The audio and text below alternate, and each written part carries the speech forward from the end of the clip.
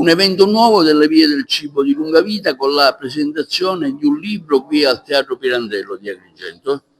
E diciamo il racconto, come si dice adesso, la narrazione di un percorso che racconta le tappe di questo progetto e al tempo stesso, grazie a 4 autori straordinari, Sabatteri, Marzia Sabella, Sardo e il compianto Lorenzo Reina, raccontano non solo di cibi ma anche di stelle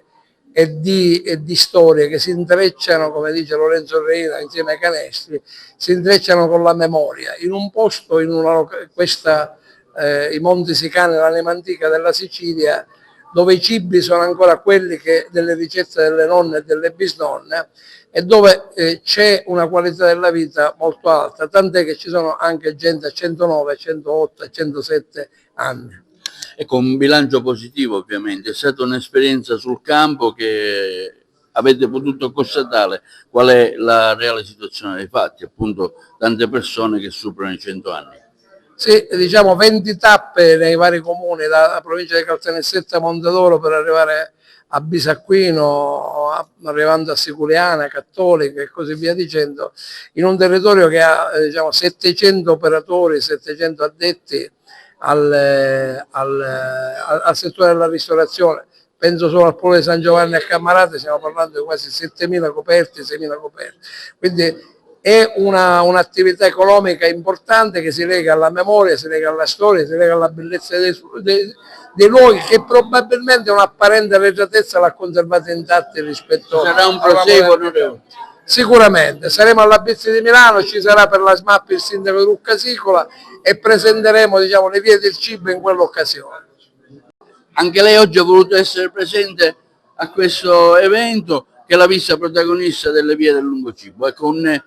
congiuntivo su questa esperienza che lei ha fatto all'interno del progetto.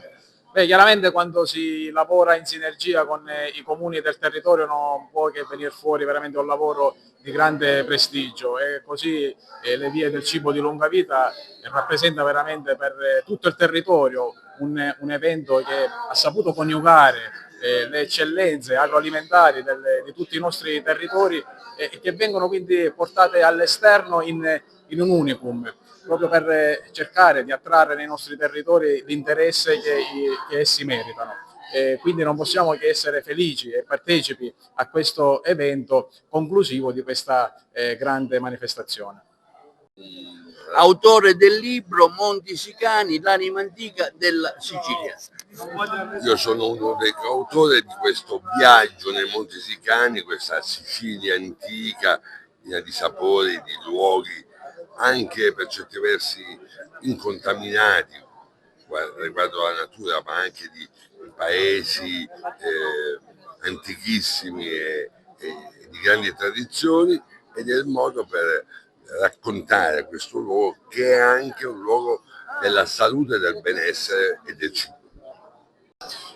Sono qui oggi perché l'Università di Palermo e il Dipartimento di Scienze Agroalimentari e Forestali è stato partner di questo progetto, fornendo supporto alle attività di ricerca finalizzate appunto a mettere in evidenza il valore inestimabile delle componenti della dieta mediterranea e quindi le relazioni tra cibo e salute. Quindi è stato un percorso veramente entusiasmante che ci ha permesso di interagire con il territorio, con la tradizione, la cultura legata al cibo di questi luoghi e soprattutto fare tanta formazione e divulgazione per divulgare appunto il valore inestimabile del cibo legato a questo territorio e le funzioni che ha dal punto di vista non soltanto salutistici ma anche culturali e sociali.